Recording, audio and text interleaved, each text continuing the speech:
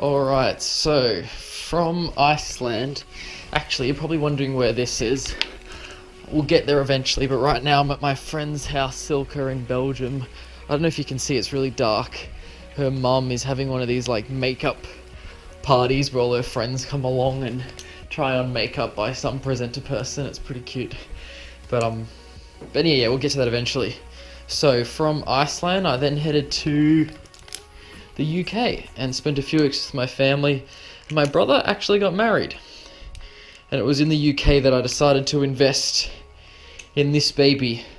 It was actually the last shot, the last scene of my last video in Iceland, that I came to the realization, this final frontier concept, that the kind of bike I had just couldn't take me. I don't know if you remember it.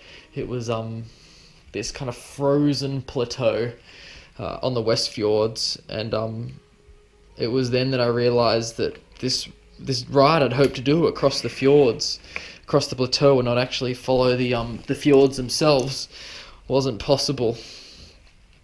And so as a result, I bought this baby. In summary, the whole idea is that, you know, I've got this little romanticised idea that this bike can take you to anywhere in the world, and probably a few other worlds as well. But I've come to realise that it's not quite true, even if you've got a fence that's literally just above the bottom bracket. So let me move this. Yeah. So this is the bottom bracket. That anything about this high is near impossible, because the bike is so heavy that you can't lift it with all the bags on it, right? And you can't just push it over the fence, because of course it'll catch the bottom bracket. So this whole romanticized idea of this world and a few other worlds has terms and conditions like no fences, which works out really well in Iceland, right? Because a lot of it's just plateaus, highlands, kind of wilderness in a way, where there's no farms, there's nobody there really. And so from the UK, I spent a few weeks with my brother working on this bike. And then we were looking for one more piece. All right, here. Spent a few weeks with my brother, and then headed to London, where I spent a few weeks with friends, and then finally made my way, caught a ferry over to France. And then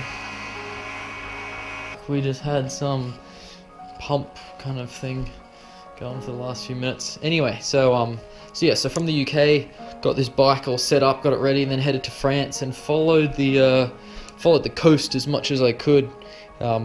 You've got kind of a track between the cliffs themselves, like Normandy, and the fencing where the farms are, and just followed that as much as I could. Came across some interesting experiences, like had some wild boars that came to say hello, so to speak, in the morning. And of course I'd read articles about wild boars. Maybe I dreamt them, I don't even remember, like attacking people and killing people. So I got a bit of footage, right? I was proper freaking out. I had my like hunting flick knife thing in one hand and my pepper spray in the other. And while these boars were like running around, like I think they were kind of a bit intrigued, a bit suspicious maybe of like, you know, what this big tent was doing in their foraging area, I guess you'd call it. But they left soon after they came, really. And then the cops turned up 20 minutes later. So I was convinced that you know, these wild boars were probably scouts or something like that. I mean, the cops are super nice. They rocked up on their like kind of sandmobile four-wheeler things, and then in a really nice way just said, "Hey mate, no camping," and told me to leg it. So packed up all my stuff and left.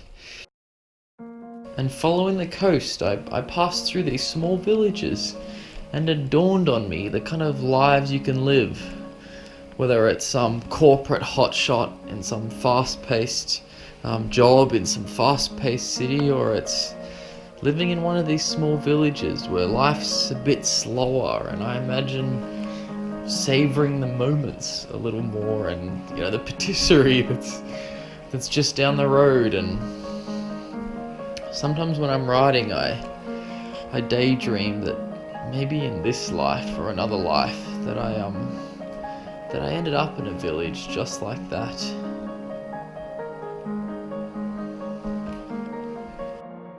Well, that's it for the video, guys. The brake's looking a-okay. I'll just have to go test it and see that it all works out as I hoped it did. And well, that's it for the video, guys, so till next time.